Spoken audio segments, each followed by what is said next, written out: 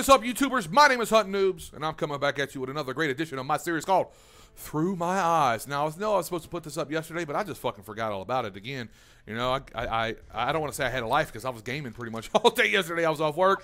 I was having fun leveling up my sniper rifles, and that's the truth of the matter. I don't want to give you guys some lame line that I was doing. You know, I just forgot. So I remember today, I was actually about to leave, and I was, oh shit, I forgot to do Through My Eyes yesterday, so I'm going to knock it out real quick. So I got a really quick gameplay for you guys, so I'm going to go ahead and jump right into it. Before I do so, I'm going to talk about what my series is to all my newly acquired subscribers. 2,300 in the fucking hizzy. Shout out to all my subscribers. I hit 2,300 subs like 2 or 3 days ago, man. So it's awesome, man. It's a beautiful thing. It's nothing like the feel of appreciation, man, and I really do appreciate you guys, and I hope I do showcase that in my commentaries. Anyways, to all my newly acquired subscribers since my last Through My Eyes, guys, basically what this is story time with your boy Hunt Noobs.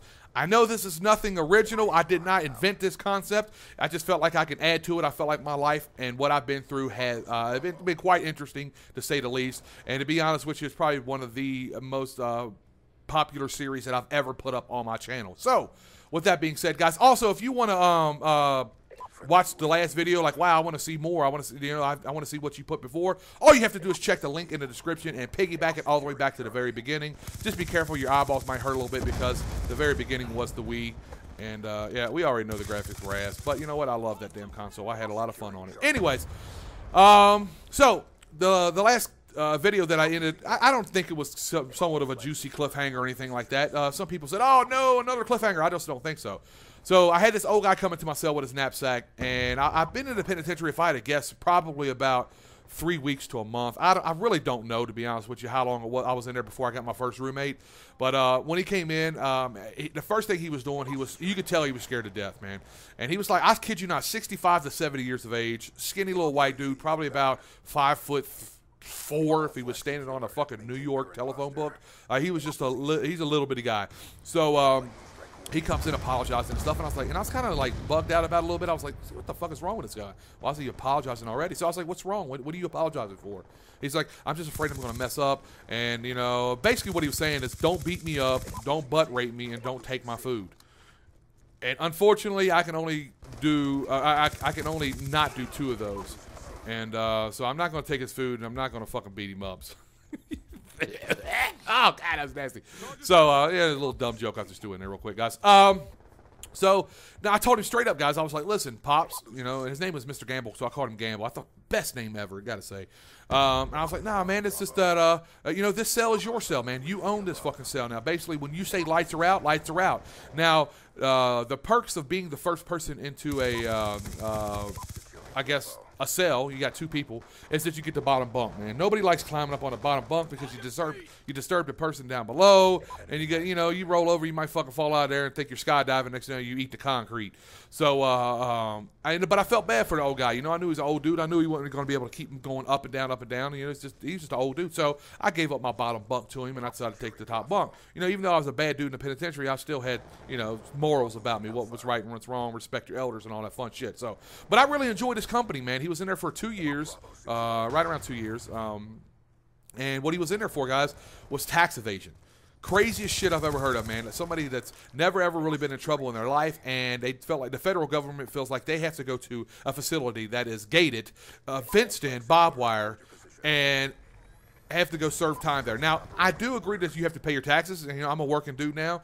I think if you know, Uncle Sam, you know what, I'm not a big fan of them taking the money as much as they do, but you know what, I think it's all fair that everybody pays the same or pays whatever the percentage is or whatever like that. I'm for it.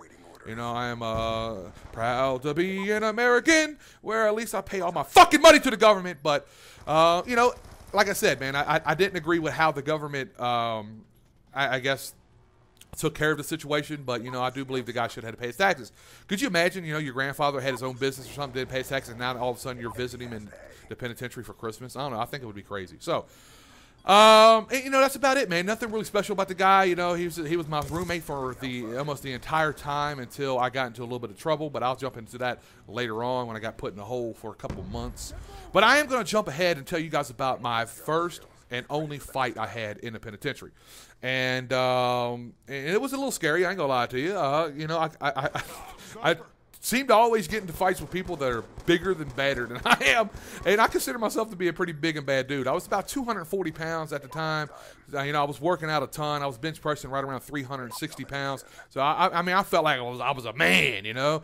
Now, this guy I was getting into with, he was an older black dude, but he was like 6'6", 330 pounds, big, wide, semi-truck looking motherfucker, man. So anyways, I worked in the kitchen, guys, if you guys, if I don't know if I stated in the last video, and I did pots and pans. I was washing pots and pans.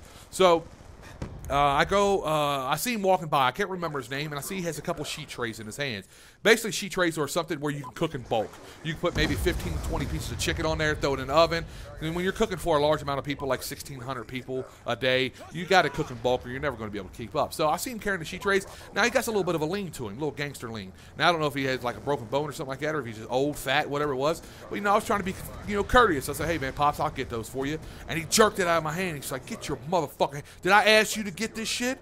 And when he said it in front of everybody, man. And that's one thing about the penitentiary, man. You cannot be punked. You cannot be talked down to because everybody will punk you. So if you lend somebody a pack of cigarettes and they don't pay you back, guess what? Nobody's going to fucking pay you back. So I have to defend myself, whether it be physically or verbally. So I was like, fuck you, old man. Don't fucking talk to me like that. And the whole time I'm thinking in my head, I don't want to get close enough for this big bastard to get a hold of me because he might squeeze the fucking life out of me. So my workout partner was there. His name was Black. And I mean, the coolest fucking cat ever. And the reason why they call him Black, because he was blacker than black. This motherfucker was charcoal purple. I kid you not. But by far one of my best friends in the world at the time. So he told me, he's like, man, listen, if you guys are going to bang, make sure you go back here, and I ain't going to let nobody jump in this motherfucker. You know, and he, you know, this dude here, my workout partner, he was bench pressing about 460, 500 pounds. He was a fucking animal. So I knew I felt like I was going to be fine. So I'm like, fuck it, let's go. Come on back here, motherfuckers. And we kind of squared up on each other. And we didn't like square up with our hands. We kind of squared up shoulder to shoulder. Look at, he's like, he called me white boy. He's like, I'll beat the shit out of you, white boy. I said, you ain't gonna beat the shit out of me, motherfucker. And he jumped at me. And when he jumped at me, I didn't flinch, man. I hit him with a two-piece. Bap, bap. But when I hit him with that two-piece, he looked at me, he's like, and I stuck him hard now, people. I boxed and everything, you know. I'm a pretty decent fighter. And he was like, is that all you got, white boy? And I was like, oh, fuck. So I turned around like I was going to take off running. I reached back and grabbed a sheet tray, that sheet tray that he had, and I swung that motherfucker, and I hit him sideways upside his head, and that sheet tray folded up like a lawn chair, guys, and he went straight to sleep. La La Land, no storytelling, none of that shit. It's nappy time. So I walked over and I had my little rubber boots that I have on because, you know, I'm working in the pots pan. I want to get my shoes all wet, and I start boot fucking the shit out of him. And for you guys don't know what boot fucking, that's hillbilly term for kicking his brains in. And I kicked him about 4 or 5 times in his head, and my workout partner grabbed me. He's like, no, stop this shit. So I stand back, I go back into my cell, I go back into the pots and pans room, and all of a sudden I see this big motherfucker come walking by, and he goes right to the guard. Well, I'm thinking, God damn, this motherfucker's about to rat on me, man. I'm about to go to the hole, I'm about to get out, go to the halfway house, I'm about to lose my time. You know, I'm thinking, I'm in trouble. So I see him go to the guard, I see a little bit of chatting. Don't know really what's going on, guys, and I'm going to leave it at that, guys. And look, I should have got the final kill. F you, Cookie. Anyways, guys, if you enjoyed it, hit that thumbs up button. But it's your boy, Hunt Noobs. I'm at this bitch. Deuces. Get wrecked, son. Woo! And that's a fucking cliffhanger, baby.